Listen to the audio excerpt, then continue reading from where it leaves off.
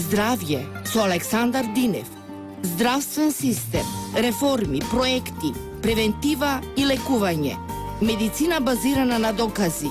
Водич за здрав начин на исхрана. Ало докторе, во ваш термин. Вторник од 11 до 12 часот на Радио Слободна Македонија. Емисија Здравје. Добар ден, почитувани слушатели, јас сум Александар Динев, а вие следите емисијата Здравје на Радио Слободна Македонија. Во денешното издание, мој гостин во студиото е доктор Сашо Стефановски, директор на Фондот за здравствено осигурување на Република Македонија. Доктор Стефановски, добар ден и добре дојдовте во денешното издание на Здравје. Добар ден, Александар, поздрав до сите наши слушатели. Особена чест ми е како и секогаш да бидам гостин во вашето ценето радио. Ви благодарам за вашето одвоено време. Во денешната емисија на Здравје ќе се осврнеме на повеќе актуелни теми од кои ги работи Фондот за здравствено осигурување. Минатата недела имавте пресконференција на која објавивте зголемен интерес за инвитро фертилизација, односно инвитро вештачко оплодување. Споменавте дека само годинава има 1200 ваучери доделено на брачни парови за можност за инвитро. Споредено со минатата година, многу ли е зголемен интересот на брачните двојки за оваа постапка? Токму така, минатата недела преку пресконференција објавивме дека на 1 ноември 2016 година го доделивме 1200 ваучер за инвитро фертилизација за прво дете. И не случајно го објавивме овој податок, бидејќи даваат резултат нашите напори да ја популаризираме оваа мерка меѓу пошироката јавност и да жените кои што имаат реално проблем да зачнат дете по природен пат, побрзо да ги препознаат симптомите и проблемите и да побараат помош од гинеколозите и да се обидат да забременат по вештачки пат со биомедицинско подпомогнато оплодување или популарно, како што ние го нарекуваме, разговорно инвитро. Минатата недела објавивме дека на 1.11 го доделивме 1200 ваучер, што е отприлика бројката која што беше одобрена за инвитро за 2015 година. За цела година. За цела година, за 2015. Што се секако покажува дека оваа година прво е зголемен бројот на луѓе кои што се интересираат за оваа постапка, што значи дека даваат резултат нашите медиумски појавувања и презентација на овој владин проект. А второ, значи дека на крајот на годината веројатно ќе завршиме со отприлика 20% повеќе број на поднесени и одобрени барања за инвитро постапка за прво дете. Очекуваме годинава да ја завршиме со преку 1400 можда и нешто повеќе одобрени барање за инвитро постапка, која што нашите осигуренички може да ја реализираат во здравствените установи со кои што фондот има склучено договор. Така, тоа се 9 здравствени установи, да не ги набројуваме сега, меѓутоа паралелно годинава доделувате ваучери од почетокот на годинава и за второ и за трето дете. Има ли интерес и за овие постапки, конкретно за второ и за трето дете? Така, радува под фактот што интересот расте и за инвитро за второ дете. Оваа година исто така во месец ноември ја достигнавме бројката на доделени ваучери за инвитро за второ дете како за претходната 2015 година цела 12 месеци. Тоа се го постигнавме само за 10 месеци. Така што до крај на годината очекуваме и во делот на инвитро за второ дете да имаме раст од околу 20%, што секако радува, затоа што многу луѓе се ги препознаваат добрите намери на фондот да помогне.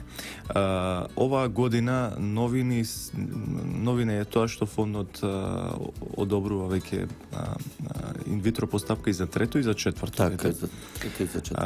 И тоа што од крајот на минатата година, со последните измени на Законот за здравствено осигурување, се направи еден, според мене, многу благороден потек. а тоа е да се ослободат од плаќање партиципација, тоест учество осигуреничките кои што ќе добијат право на инвитро постапка, бидејќи до тогаш фондот го одобруваше ваучерот, но кога осигуреничките ќе се појаве во некој од институциите со кои што има за склучен договор, за неопходните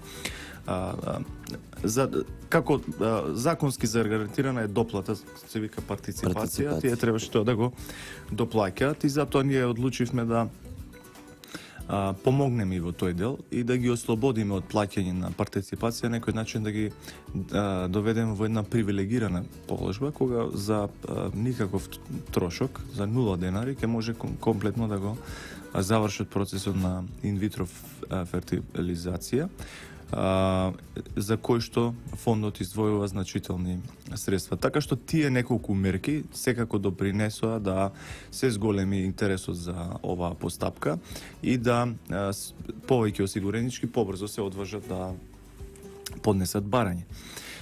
Од медицински аспект, она што ме радува мене генерално како човек од медицинската фела е тоа што низ годините значително се зголемува процентот на успешност на инвитро постапките. Тоа е битен момент. Тоа е многу значаен момент, бидејќи едно е да осигуреничката добие ваучер за инвитро и да го оствари своето право, а друго е дали тоа оплодување ќе биде успешно или не. Тоест дали ќе биде зачнат плод или нема да биде зачнат плод. И затоа од медицински аспект значајни се неколку факти. Тоа е дека жената е добро да биде што помлада, тоа е што побрзо да го констатира проблемот или да биде докажан стерилитетот од страна на стручни лица. И второ, да избере квалитетна здравствена установа со добро реноме и добро искуство во делот на инвитро. Колкав е процентот на успешност кога сме кај процентот на успешност кој го споменавте дека од година во година се зголемува и медицински е докажано?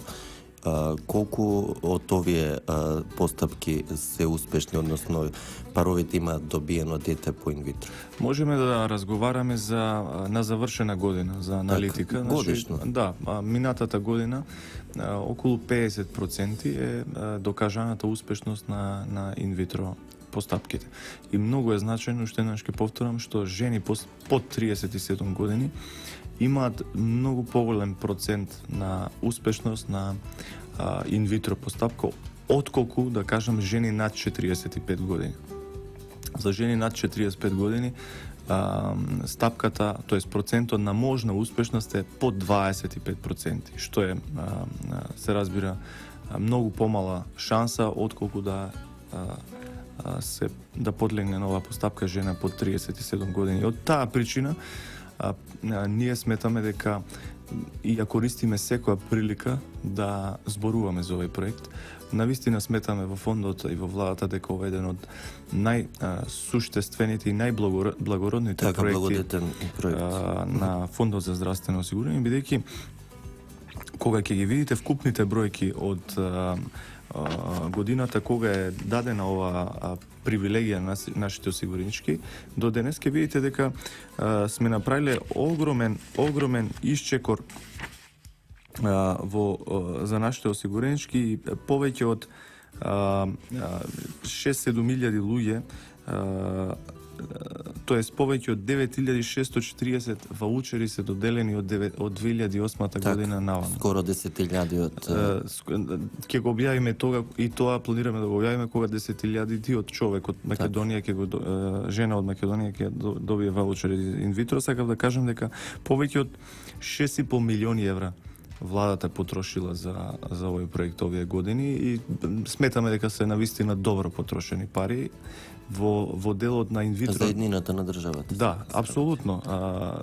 И за хармонија на во семејствата кои што имаат проблем да зачнат дете по природен пат. И значајно ова да кажам дека во делот на буџетските, дека немаме никакви буџетски ограничувања во делот на инвитро постапката. Сите оние кои што ќе поднесат барање, ги исполнуваат медицинските услови, добиваат ваучери. И тука има уште неколку 2-3 работи административни кои што сакам да ги кажам, кои што секако помагаат на паровите. Тоа е дека и ние како администрација во фондот имаме разбирање за нив. Што значи тоа? Тоа значи дека не ги одбиваме. Да, тоа е многу важно. Не ги одбиваме, што се вели на прва, преку комисија поднесените барања, туку доколку тие се некомплетни, ги враќаме на осигуреничките да ги дополнат или да, точно, или им укажува комисијата која што се составена од професори од медицински факултет, луѓе од стручни од фелата, или им укажуваме што дополнителни испитувања треба да направат. Така што никој не е одбиен. Многу малку се одбиени, има и такви што се одбиени. Доколку медицински не е докажано стерилитет или останати медицински работи кои се неопходни. Но претпоставувам за тоа. Тој процент е многу мал. Од поднесените барања речиси 98-9% се одобруваат. Олеснување за тоа и високата едукација на гинеколозите во држава. Тие одлично ги водат пациентите низ овој процес. Би сакал во оваа прилика да им се заблагодарам на сите, затоа што и тие допринесуваат во реализација на проектот за инвитро на товар на државата. И многу е важно што комисијата во Фондот за здравствено осигурување работи малку позабрзано последниот период. Тој се среќа 2 пати неделно. Отприлика по поднесено барање, некогаш дури за една недела се одобрува. Така, тоа ми беше следното прашање. Како ќе поднесат барање паровите кои сакаат да го искористат можноста за бесплатно инвитро на товар на државата, до самата постапка во медицинската установа, колку време е потребно да помине или колку време поминуваат паровите? Има, видете, тука се прави забуна од моментот, да кажам, кога е поднесен документот и реализација на ваучерот. Значи, од моментот на поднесување на документите во Фондот за здравствено осигурување, јас одговорно тврдам дека не повеќе од 2 до 3 недели, зависи од кој од случај до случај се носи одлука и се одобрува, освен во исклучок случај кога треба да се дополни некоја документација. Комисиите во фондот заседаваат 2 пати неделно, така што нема застој во делот на предметското работење со овие. Бидејќи јас лично ја следам работата и важно ми е да нема застој. Напротив, да многу брзо и промптно реагираме. Тоа може да го потврдат и овие 1200 осигуренички на кои што им е одобрен ваучер за инвитро. Така, повик до сите кои се уште се размислуваат ова да ја направат постапката. И знаете што е значајно? Значајно е што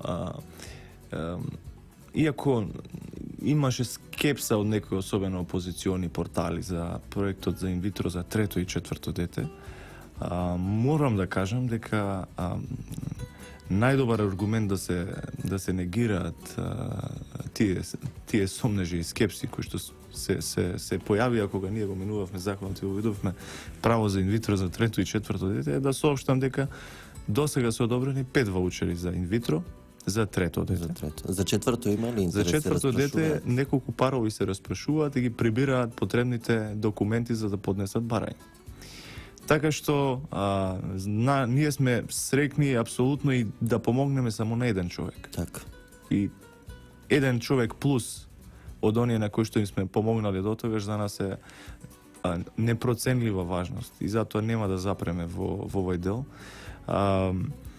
Инсистираме на едукација на граѓаните и инсистираме на побрзо распознавање на проблемите. Така. Побрзо распознавање на проблемите, поуспешна постапка, бидејќи медицината е доста екзактна во тој дел.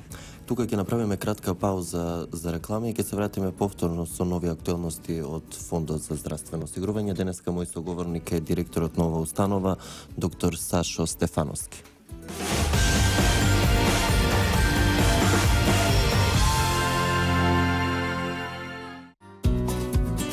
Почитувани слушатели, јас сум Александар Динев, а вие слушате емисијата Здравје на Радио Слободна Македонија. Во денешното издание на емисијата Здравје, мој соговорник и гостин во студиото е директорот на Фондот за здравствено осигурување на Република Македонија, доктор Сашо Стефановски. Доктор Стефановски, во првиот дел се осврнавме конкретно за инвитро постапката, еден од проектите на фондот, меѓутоа Друг интересен проект е проектот на фондот се грижи за хронично болните. Како оди реализацијата и што всушност представува оваа грижа за хронично болните? Како вие се грижите за овие болни граѓани на Република Македонија?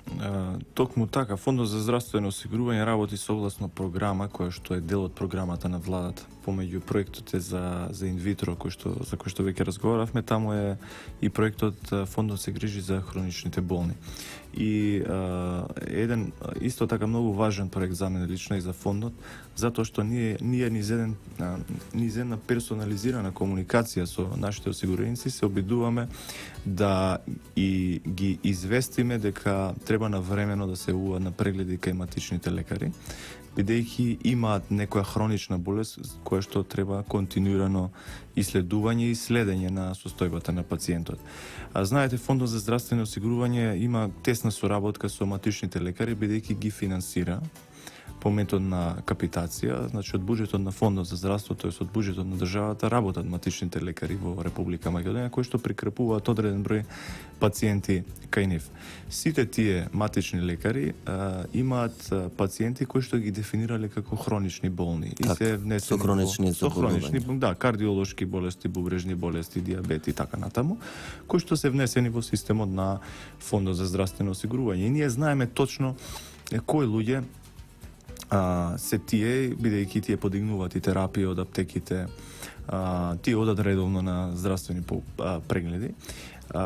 И се трудиме преку тимови кои што се формирани во Фондот за здравствено осигурување, инаку да споменам дека овој проект активно се спроведува од 1 октомври 2015 година. Така, скоро една година и еден месец. Да, една година и еден месец ние упорно, многу систематизирано и одговорно спрема нашите осигуреници се обидуваме да ги контактираме. Со колку хронично болни до сега сте исконтактирале, односно вашите службеници? Јас имам точната бројка до денес. 65.328 луѓе е бројката која што, да кажам, денеска ме чекаше на бирото кога дојдов на работа како извештај од тимовите кои што голема бројка за година и еден месец. Кои што го вршат тоа, па воспоставивме 10 тимови кои што се дисперзирани из цела Македонија, составени од вработени на Фондот за здравствено осигурување, лекари и останати луѓе, кои што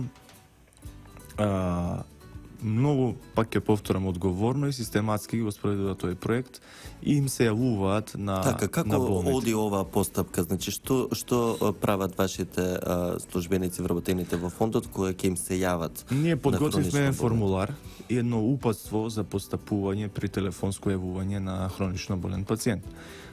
Нашите вработени се придржуваат до тоа упатство.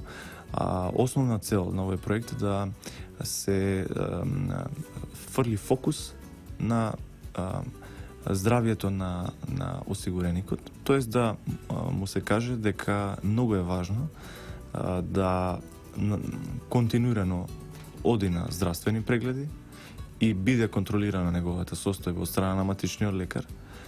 Тука да напоменам дека и матичните лекари играат значајна улога во овој процес и одлично си ја вршат работата, бидејќи и тие ги комуницираат истите пациенти, и тие се грижат за нив, и тие ги повикуваат на прегледи. Второ, им кажува дека е потребно редовно да ја пијат терапијата и дека потребно е редовно да ги набавуваат лековите од аптека. Овие се значајни работи затоа што мора да бидеме свесни дека има и постари луѓе кои што можеби немаат некој кој што се грижи за нив, да ги потсети, можеби немаат изградена здравствена култура, можеби нивното здравје е било во втор план, па стекнале некој од овие хронични болести. Ние секако сме одговорна институција и сме одговорни за нашата улога во здравствениот систем и од таа причина сметам дека правиме добра работа што едноставно ги потсетуваме луѓето дека треба да се грижат за себе. Каков е фидбекот, односно повратното однесување од другата страна, еве кога имате правилник, споменавте, но како реагираат хронично болните граѓани откако ќе им се јават вработените од фондот? позитивно или има случаи каде што конфликтна ситуација, кој си во наводници, кој си ти да се грижиш за мене? Па би сакал да кажам дека една година отприлика доста добар временски период за да се направи анализа и аналитика на одреден проект. Можам да кажам дека апсолутно се позитивни впечатоците и фидбекот од страна на нашите осигуреници. Имало и непријатни ситуации, меѓутоа во промилие тој процент. Во секој случај им значи на нашите осигуреници кога некој ќе се јави и ќе го праша како сте и ќе му даде инструкции што ќе значи дека тој ќе биде подобар здравствено и дека ќе за негово добро се работи. Дека се работи за негово добро и дека има некој кој што не го заборавил. Така. Сепак 65.000 луѓе не е мала бројка. Ние не ги забораваме нашите осигуреници. Ние се бориме за нив на секој можен начин и ова е борба за нив, затоа што градењето на здравствената култура треба да почне од самиот себе, од секој човек. А обично е најтешко сам за себе да си се грижиш, затоа што обично се грижиш повеќе за сите околу тебе. И затоа ние како фонд за здравство, препознавајќи таа улога во системот, одлучивме доста ревносно да го спроведуваме овој проект и да ги комуницираме нашите граѓани и ќе продолжиме и понатака. Така. Друг проект кој исто така е во интерес на осигурениците, односно упростување на постапките за административни работи кои мора да се завршат во фондот се и електронските услуги, односно граѓаните да не се малтретираат да одат до шалтерите на подрачните на фондот, туку истите административни работи да се ги завршат по електронски пат. Овој проект малку беше скептичен на почетокот. Имаат граѓаните интернет, имаат компјутер, знаат да работат, не знаат да работат, само електронски или ќе оди. Тоа беа дел од прашањата кои се поставуваат на почетокот пред да почне реализацијата на овој проект. Како оди сега? Има ли интерес? Се повеќе граѓани ли се навикнуваат електронски да си ја завршат работата од дома, отколку да одат на шалтерите да чекаат ред, всушност и растеретени ли се гужвите во подрачните на фондот? Знаете што, јас сум во фондов директор не цели 2 години. И посетувајќи ги подрачните служби на фондот, кои што ги имаме 30 на бројни села држава. Така, тоа е друг проект за кој ќе се осврнеме. Нашите вработени и нашите раководители на подрачните служби ми кажуваат: директор, ние не можеме да го препознаеме фондов, бидејќи од едни такви гужви, мехшаници и турканици, кога луѓето се буткаа по шалтери, сега имаме толку една релаксирана работа затоа што најголем дел од процесите се автоматизирани. Електронските услуги не значи дека се услуги само кои што осигурениците ги добиваат од фондот, туку значи дека и фондот е дигитализиран и автоматизиран и автоматски поврзан со другите институции. И најголем дел од податоците ги добиваме по електронски пат со размена, без при тоа да го малтретираме осигуреникот. Значи јас ќе почнам од таму, од позадинскиот систем на фондот, па ќе дојам кон корисникот, осигуреникот. Значи, фондот во позадинскиот систем, како што кажуваат IT експертите, е поврзан со Управата за јавни приходи, со Агенцијата за вработување, со Министерството за внатрешни работи, со Управата за матични книги, така што сите податоци неопходни ние ги добиваме од овие институции согласно уредени протоколи за размена на податоци. Ќе ве прекинам тука, имаме промоблок на реклами, веднаш по тоа ќе се вратиме на овој корисен проект, ќе кажете како оди постапката од повратните информации. Здравје со Александар Динев. Здравствен систем, реформи, проекти, превентива и лекување. Медицина базирана на докази. Водич за здрав начин на исхрана. Ало, докторе, во ваш термин. Вторник од 11 до 12 часот на Радио Слободна Македонија. Емисија Здравје. Почитувани слушатели, јас сум Александар Динев, а вие слушате емисијата Здравје на Радио Слободна Македонија. Во денешното издание на Здравје се посветивме на работата на Фондот за здравствено осигурување, проектите кои ги работи ова здравствена институција. Мој соговорник е доктор Сашо Стефановски, директор на ФЗОМ. Доктор Стефановски, за пред рекламите застанавме за електронските услуги. Споменавте дека сте поврзани со сите надлежни институции, останати надлежни институции, доколку има потреба да се заврши некоја работа, односно еден осигуреник да се пријави, регистрира во фондот. И како оди постапката? Сега нема потреба да доаѓаат оние кои знаат електронски да работат на компјутер, од дома си ја вршат работата, така? Да, ова е од најголемо значење за компаниите, дали државни или приватни компании, и олеснување во административната работа нивна. Зошто? Затоа што претходно сите оние луѓе кои што работат во тие компании и се одговорни за човечки ресурси и останати работи, мораше да доаѓаат во фондот лично со купишта документи, хартии и административно ги спроведуваат сите потребни работи во делот на здравственото осигурување за нивните вработени. Сега сликата е многу поразлична. Тие тоа го прават од нивните канцеларии, бидејќи имаат посебни привилегии во системот на Фондот за здравствено осигурување и по електронски пат може да ги вршат сите овие процеси. Ова исто така значено и поради подобрување на деловната клима во Република Македонија, бидејќи со многу помалку напор се вршат сите потребни административни процедури. А сите оние граѓани кои што се заинтересирани да си ги вршат електронските услуги од дома, и тоа апсолутно е возможно и достапно за нашите осигуреници.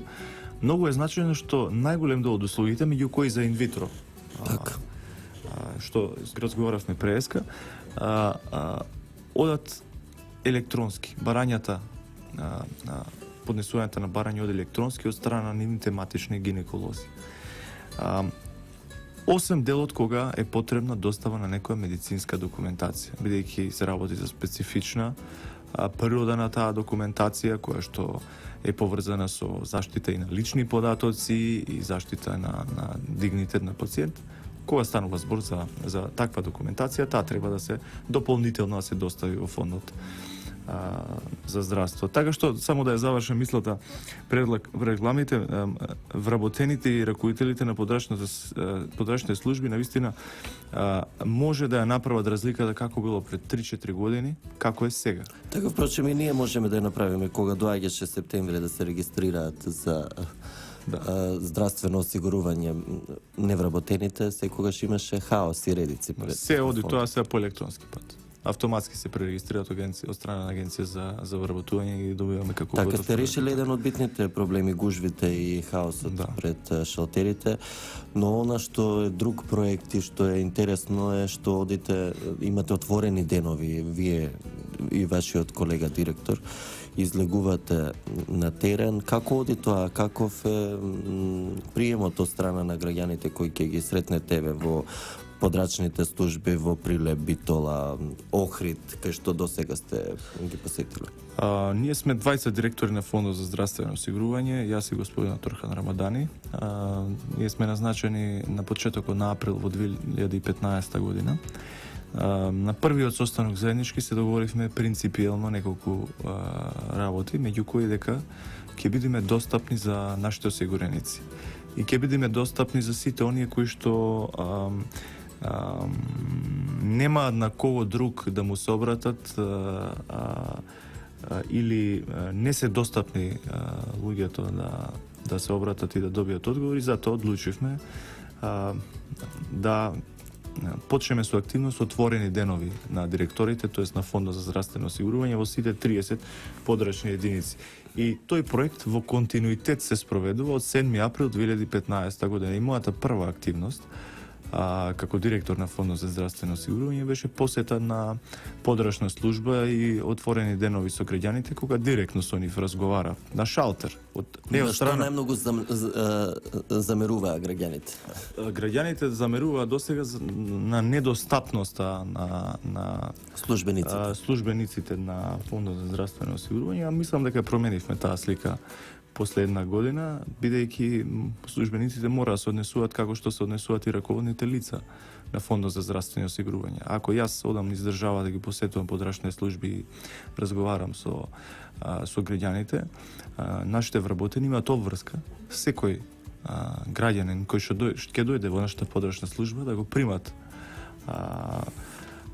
добро, да го испочитуваат, да поразговараат со него, доколку има проблем, а е во надлежност на службата да го решат, а доколку е проблем кој што не е во наша надлежност и не може да го решат, тоа не значи дека треба да затворат вратата за нашиот осигуреник, туку значи дека треба па и да исконтактираат и со други институции на локално ниво и да побараат помош за тој човек. Тоа е нашиот принцип на работа. Јас секогаш така сум работел во другите институции во кои што сум работел.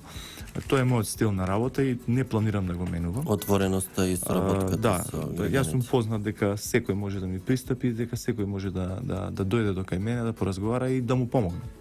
Така, продолжувате со овој проект? Продолжуваме со пракса и може во ваша емисија да најавам дека во четврток ќе бидеме во Прилеп, во нашата подрачна служба ќе разговараме со осигурениците, па ево, отворена покана до сите што не слушаат да се од Прилеп. Ако има некој прашање до мене лично или до другиот директор или до нашите служби, да дојдат да поразговараме. Така, доколку имаат проблем на лице место. И ако немаат проблем, нака дојдат да поразговараме. Ако имаат некоја идеја да споделат за подобрување работата на фондот, апсолутно стоиме. Добре дојдени се сите во подрачната во Прилеп, кога рековте? Во четврток. Во четврток. Исто така, друг интересен проект е реализацијата на мерката која ја најавивте, беше реализирано од 1 јули, мисля чини годинава, за зголемување на капитацијата на матичните лекари. Ова беше реализирано, меѓутоа веднаш после тоа најавивте дека има интерес и задоволство кај матичните и има нови тимови. Значи, колку нови матични тимови се формирани после зголемувањето на капитацијата, односно добивањето повеќе пари на матичните лекари од страна на државата? Фондот за здравство пред се е финансиска институција која што има одговорност за финансирање на здравствениот сектор. Тоа значи дека ние сме во континуиран диалог со сите наши субјекти со кои што сме склучиле договор. Фондот за здравствено осигурување е еден куриозитетен податок што сакам да го кажам, има склучен договор со преку 3800 правни субјекти, така, со кои што соработува, тоест ги финансира. Едни од нив, и тоа околу 2800 на број, се матичните лекари и матичните стоматолози, што представува една значајна група за нас и затоа ние имаме разбирање за сите нивни потреби и сме во, како што кажа, во континуиран диалог. Во соработка со лекарската комора, Сдруженијето на приватни лекари, одлучивме дека е време да се изнајдат дополнителни финансиски средства и да се зголеми капитацијата кај матичните лекари, бидејќи тие се една од влезните врати во здравствениот систем. Так, пациентот може да се рече. Да, пациентот прво влегува во здравствениот систем во ординацијата кај матичниот лекар. Так. Свесни бевме дека доста добар дел од матичните лекари имаат потешкоти со работењето. Немаат средства да ги подобрат инфраструктурните услови на нивната работа. Немаат финансиска мотивација на соодветно ниво да се грижат за пациентите и затоа одлучивме да го покачиме капитациониот бод од 50 на 55 денари од 1 јули. Така што јас имав прилика да поседам неколку ординации. Исклучително задоволни се матичните лекари, пред се од вниманието што им го даваме, потоа и од финансиската стимулација, бидејќи таа е значителна за кај голем број од матичните лекари кои што, да кажем, имаат прикрепено поголем број на пациенти и дури имаат можност сега да се развиваат. А што имаат можност да се развиваат, тоа значи подобра медицина и подобра грижа за здравје. И најинтересниот податок е тоа што од објавување на мерката за зголемување на капитација до крајот на ова лето имаме дополнително склучено договор со нови 40 тима на матични лекари во здравствените ординации кои што веќе работат. Што значи дека веќе стана примамливо за лекарите да бидат матични лекари. Што исто така е додаден квалитет на оваа работа. Да не ги забораваме и стоматолозите, и кај стоматолозите така, впрочем, твоите колеги. Да, беше коригиран и капитациониот бод, беше зголемен. Од 1 јануари 2016 беше кај стоматолозите, од 1 јули 2016 беше кај матичните лекари. И се разбира, очекувам да биде еден ветер во грб. Нормално е дека секогаш може и повеќе да се направи, но ние нема да застанеме во таа насока и во наредниот период и во наредните години секако ќе размислуваме за нови опции и нови поволности на овие категории на доктори. Да се надеваме дека ќе биде така. Ви благодарам за гостувањето во денешното издание на Здравје и за споделените информации со нашите слушатели. Ви благодарам на поканата и со задоволство се гледаме, се слушаме наредниот. Така, секогаш кога имате некој нов проект и некои актуелности, секогаш сте добре дојдени во оваа студио. Ви благодарам уште еднаш. Почитувани, тука и крајот на денешното издание на емисијата Здравје во продукција на Трговско радиодифузно друштво Радио Слободна Македонија. Уредник и водител на емисијата Александар Динев. Техничка реализација Далибор Зафировски и Дине Вучков. Денеска сме вторник, 15 ноември 2016 година. Ви благодарам за вниманието со кое не следевте. Ви закажувам повторна средба со Здравје наредниот вторник во 11 часот. Од мене до слушање и имајте убав вторничен ден. Здравје со Александар Динев. Здравствен систем, реформи, проекти, превентива и лекување. Медицина базирана на докази. Водич за здрав начин на исхрана. Ало, докторе, во ваш термин. Вторник од 11 до 12 часот на Радио Слободна Македонија. Емисија Здравје.